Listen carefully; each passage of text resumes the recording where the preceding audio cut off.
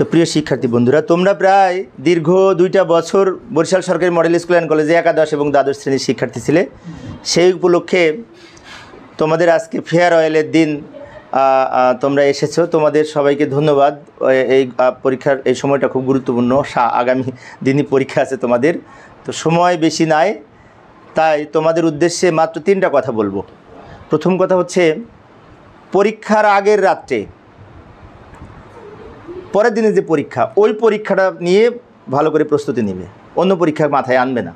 আমরা অনেক সময় করি কি, ওই আর একটা সাবজেক্ট যদি কোনো আজকে যে সাবজেক্টে পরীক্ষা হয়েছে সেটা যদি খারাপ হয় সেটা নিয়ে চিন্তা করি, ওটা নিয়ে টেনশন করার দরকার নেই। যেটা হয়েছে হয়েছে, past is past, past will never future or present, so always forget the past.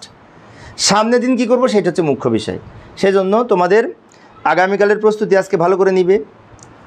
পরীক্ষার দিন তাড়াতাড়ি পরীক্ষার হলে যে পৌঁছানোর চেষ্টা করবে, কারণ অনেক সময় পরীক্ষার হলে যদি আমরা শেষ মুহূর্তে যাই তো প্রথমেই আমরা আপসেট হয়ে যাই।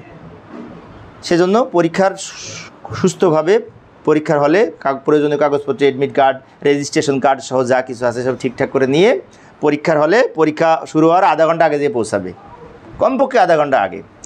আরেকটা বিষয় হচ্ছে, পরীক্ষার হলে যে প্রশ্ন পাওয়ার পরে সমস্ত প্রশ্নটা এক পলক দেখবে। এমসিকিউ তো এরকম সমস্ত প্রশ্ন দেখার সময় নেই, কিন্তু এমসিকিউ এর ব্যাপার আছে। এমসিকিউ কিন্তু সব প্রশ্ন যদি তুমি দেখতে যাও 10 মিনিট চলে যাবে না। এমসিকিউ প্রথমে যখন তুমি যেটা পাবে তখন সেটা সিলেক্ট করে ফেলবে কোনটা সঠিক। মনে করো প্রথমে যদি তুমি এমসিকিউ গোলা ভরাট করতে থাকো প্রথম থেকে, প্রবলেম নাই।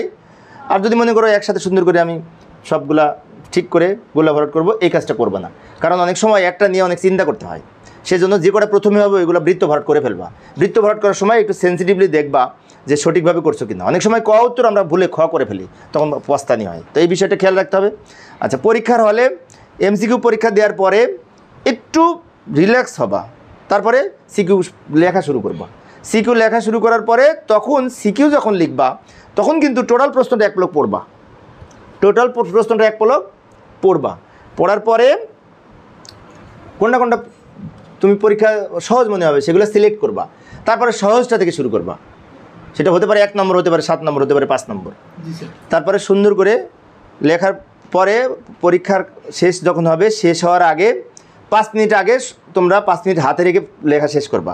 লাস্টের 5 মিনিট অনেক সময় দেখা যায় যে শিক্ষার্থীদের 5 মিনিট সময় আছে, খাতা জমা দিয়ে চলে যায়। এই কাজটা করবা না। শেষ মুহূর্তে বের হবা এবং ওই শেষের 5 মিনিট রিভিশন দিবা। রিভিশন দিতে যেয়ে দেখবা হয়তো কোথাও কমা লিখতে ভুল হয়েছে, কোথাও তোমার প্রশ্নের উত্তরের নাম্বার দিতে ভুল হয়েছে। তো এগুলো ভালো করে চেক করবা ঠিকঠাক দিছো কিনা।